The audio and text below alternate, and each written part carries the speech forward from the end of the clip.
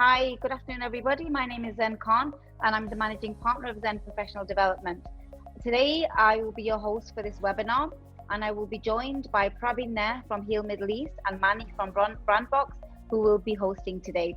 Today's session is about safer schools and the reopening of schools. My first question is, what were your main priorities when reopening the school? And I'd like to start with Mark, since he's already opened his school in Hong Kong.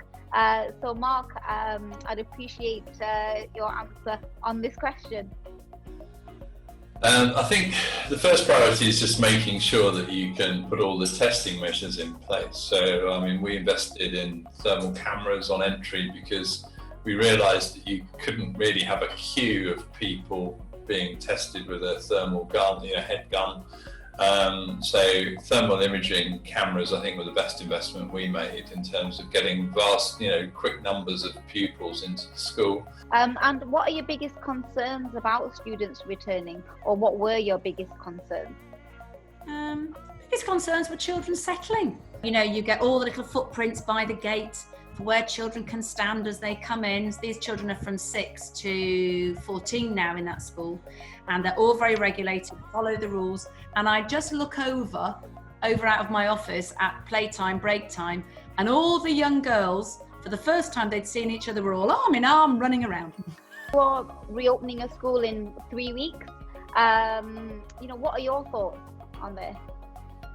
I mean, for me, in terms of priorities of reopening, of course, it comes down to safety.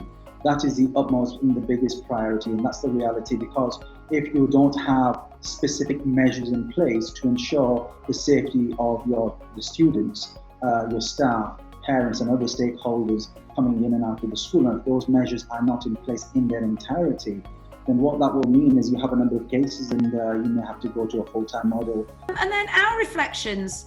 I put that little photograph there because, I don't think we should forget what our children have been through, seen on the news, and let's build on it. Here's some information about our health and safety qualifications. Do reach out or email info@ZenPD for any inquiries that you might have. We also provide level 2 infection control prevention and level 2 infection control training as well, and that is also available online. One of the trainings that we provide as e-learning that has recently been added is actually safeguarding children. I don't know if many of you are aware, but we are the only training provider in the UAE and the Middle East providing a high field level 2 qualification in safeguarding. So that's a level 2 qualification in safeguarding. We are the only training provider that provides the designated safeguarding lead training in the UAE.